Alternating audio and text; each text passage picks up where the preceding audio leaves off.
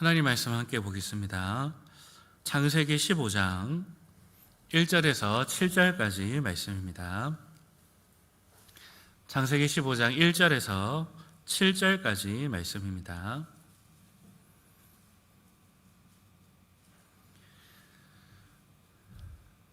창세기 15장 1절에서 7절까지 말씀입니다. 우리 찾았으면 한 절씩 교독하시겠습니다. 제가 먼저 읽겠습니다. 이후에 여호와의 말씀이 환상 중에 아브라함에게 임하여 이르시되 아브라함아 두려워하지 말라. 나는 내 방패요 너의 지극히 큰 상급이니라.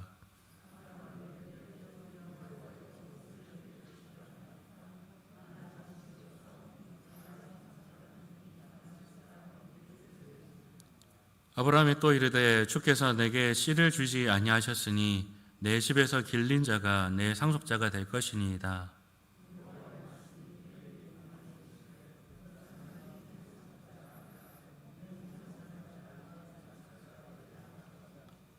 그를 이끌고 밖으로 나가 이르시되 하늘을 우러러 무별을 셀 수 있나 보라. 또 그에게 이르시되 내 자손이 이와 같으리라.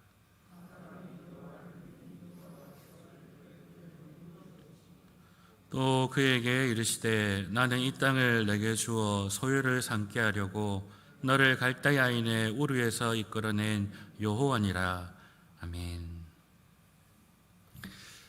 지난 시간에는 이제 바벨탑 사건으로 이 타락한 세상 가운데서 하나님께서 아브라함을 불러내시는 그 사건을 다루었습니다.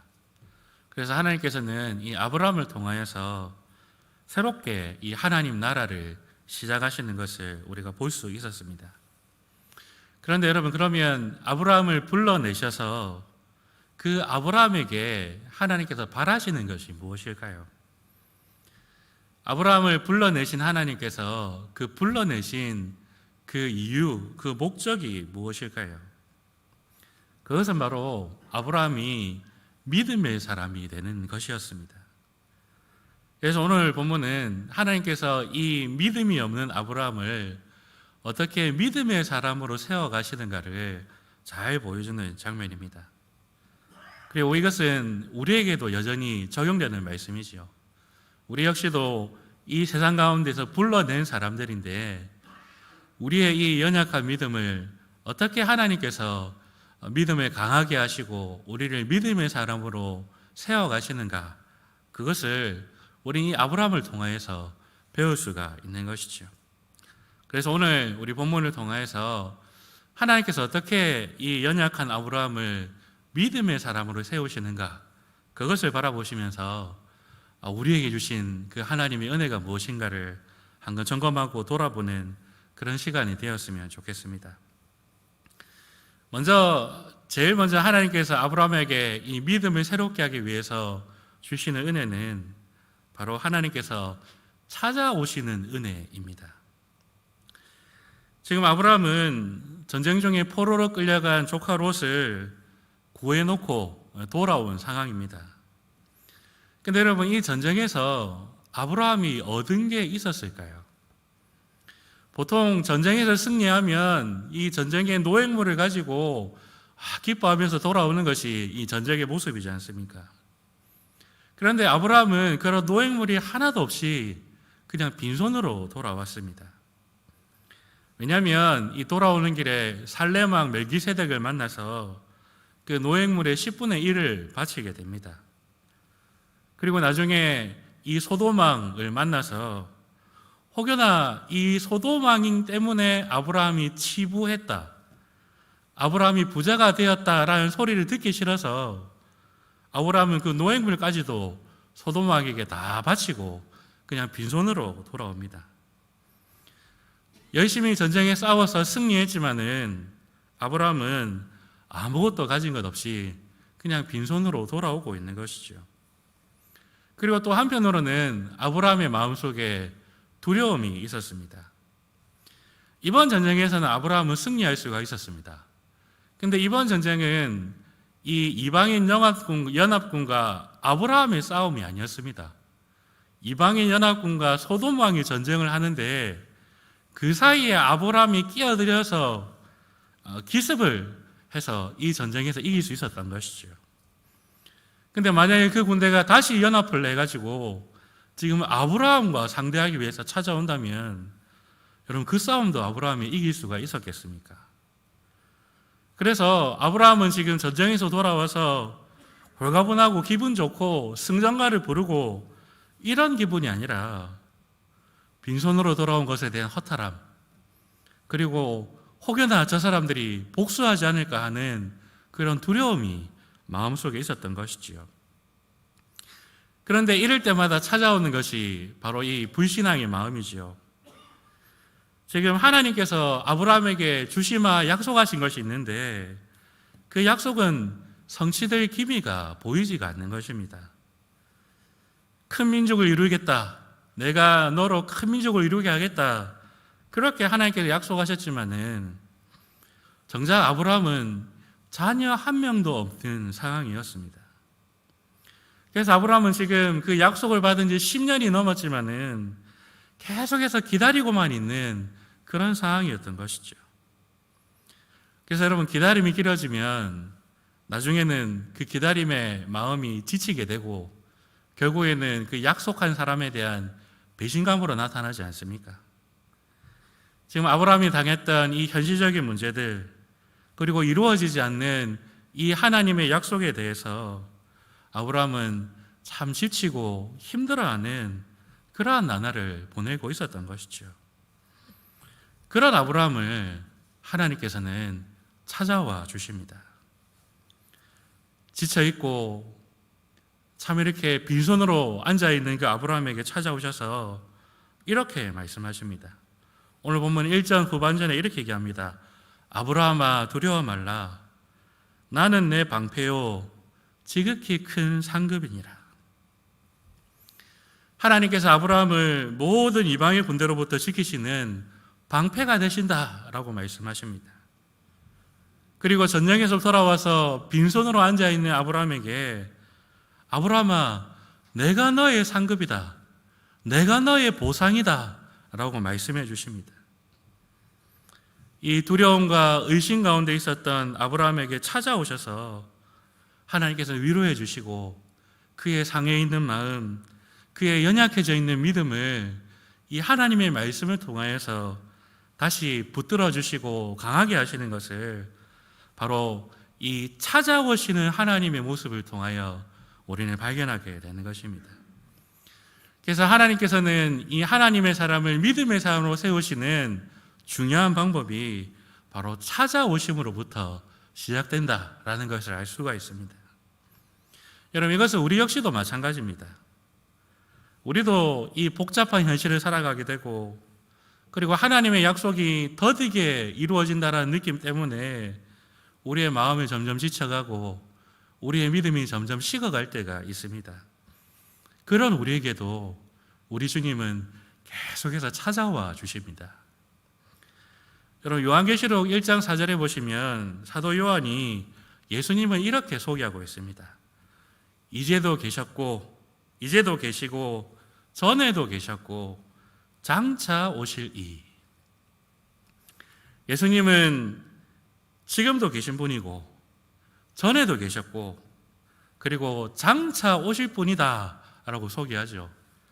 근데 여러분 이 장차 오실 이것은 그냥 우리가 흔히 생각하면 이 미래 시제로 쓰여졌을 것이다 라고 생각하는데 사실은 이 현재 시제로 사용되어 있습니다.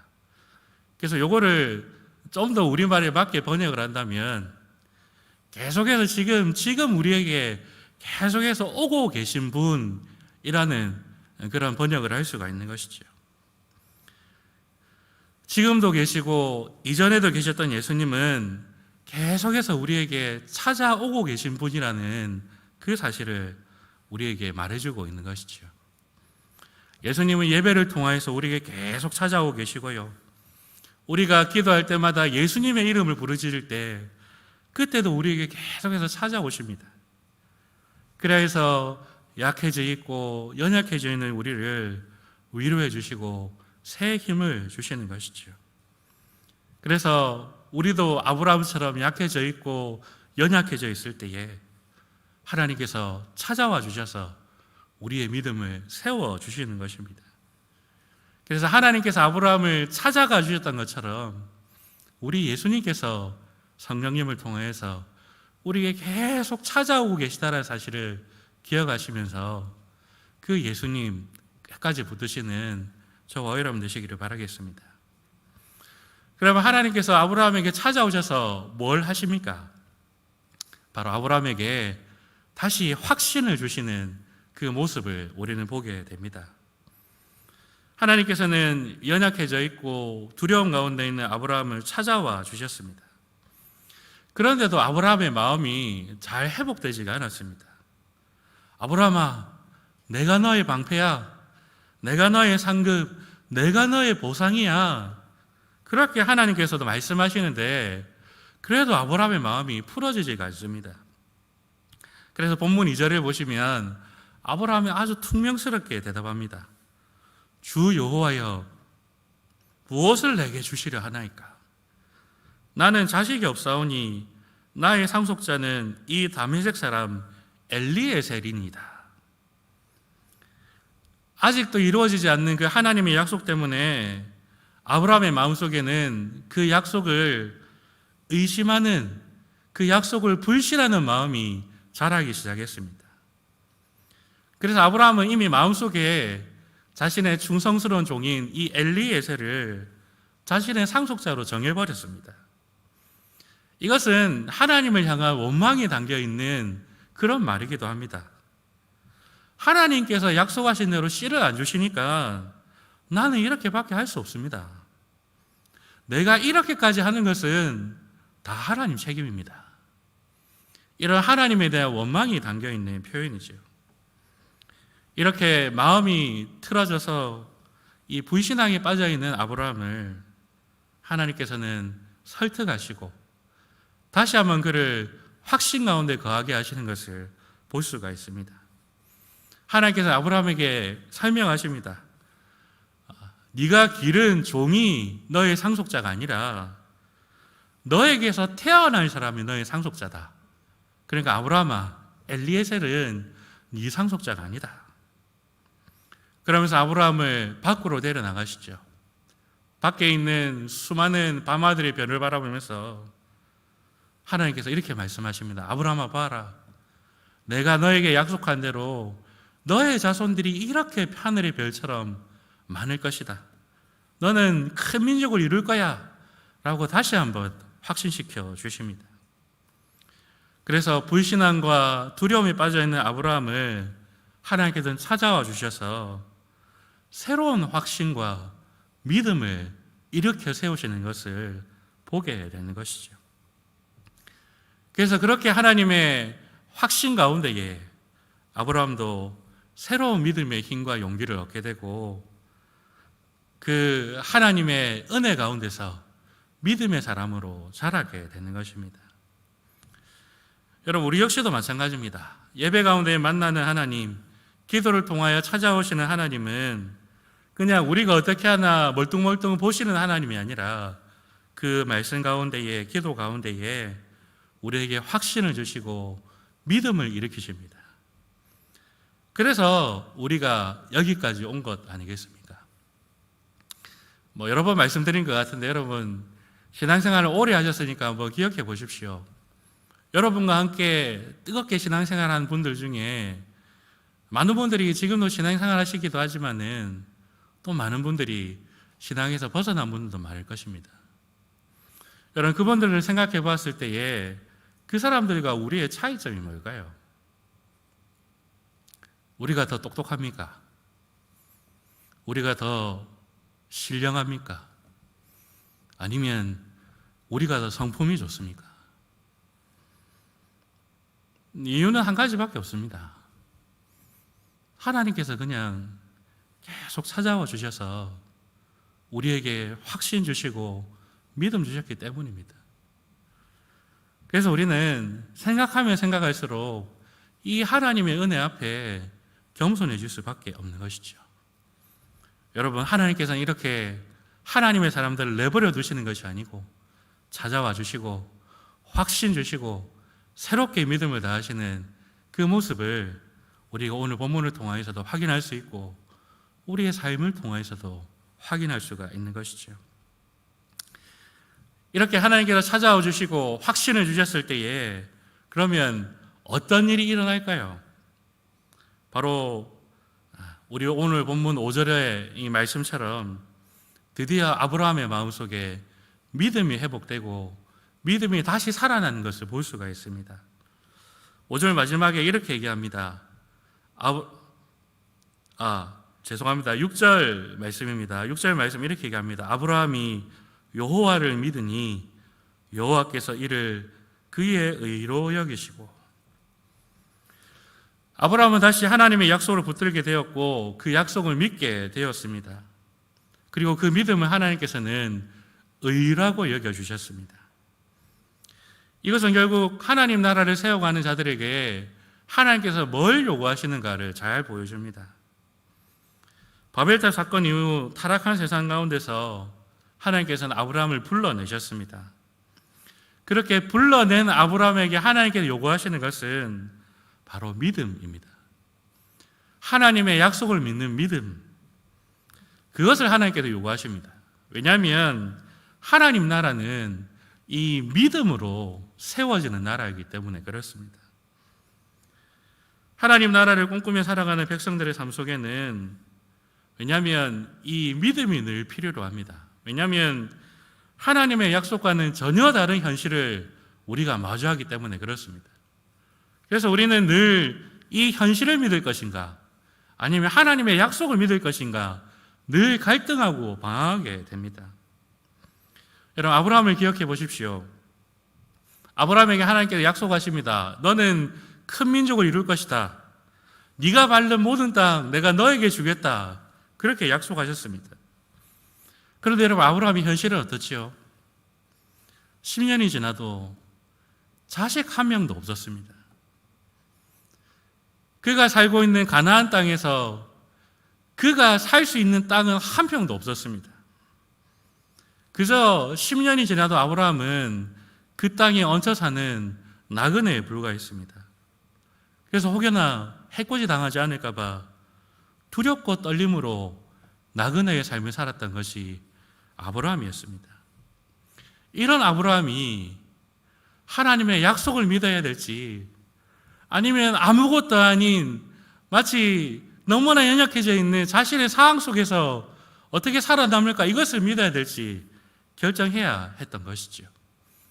그런데 하나님께 요구하시는 것은 바로 그 가운데서 약속을 믿는 것이었습니다. 여러분, 이것은 저와 여러분도 마찬가지입니다.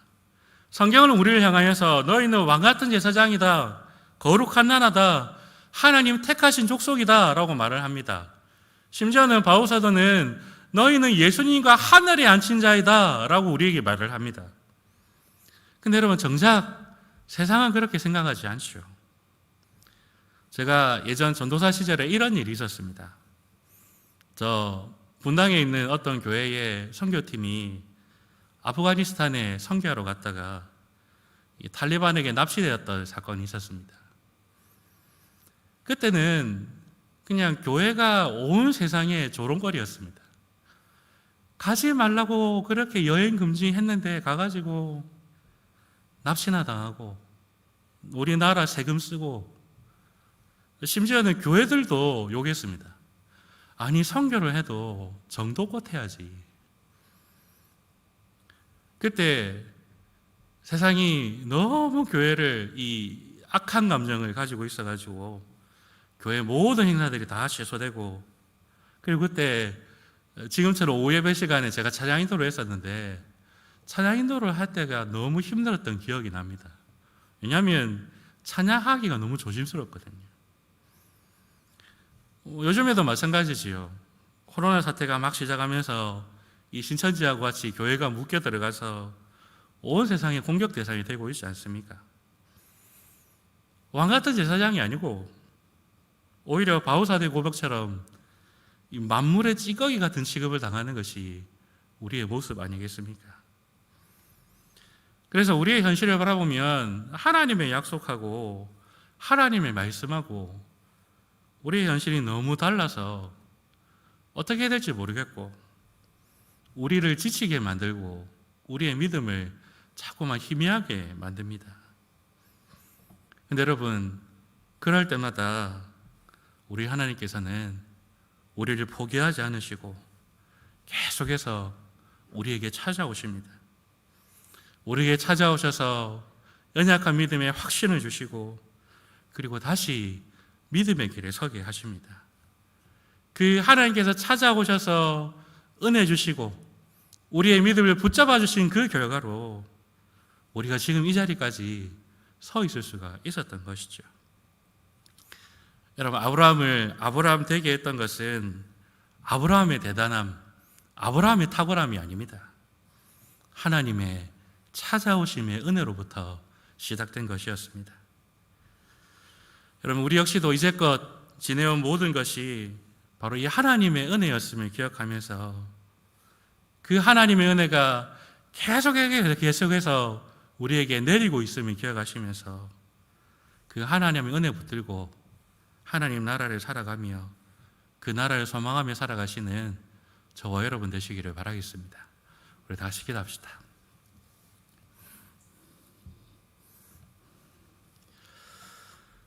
하나님 아버지, 우리는 때때로 주님을 포기하고 싶고 하나님의 나라와 상관없이 살고 싶을 때가 있지만은 그럴 때마다 우리를 포기하지 않으시고 우리를 찾아와 주시는 하나님의 은혜가 얼마나 놀랍고 감사한지요. 그 은혜 때문에 우리가 이 자리에 서 있음을 이 시간도 고백합니다. 아브라함의 아브라함 된 것이 하나님의 은혜인 것처럼 우리의 됨도 온전히 하나님의 은혜임을 이 시간도 고백하오니 그 찾아오신 하나님 거절하지 아니하고 주님 꼭 붙들고 살아가는 우리가 되게 하여 주시옵소서. 계속하여서 찾아오시는 그 하나님을 소망하며 이 믿음의 길 신실하게 걸어갈 수 있도록 성령 하나님 우리에게 은혜를 다하여 주시옵소서. 우리 주 예수님 이름으로 기도합니다. 아멘.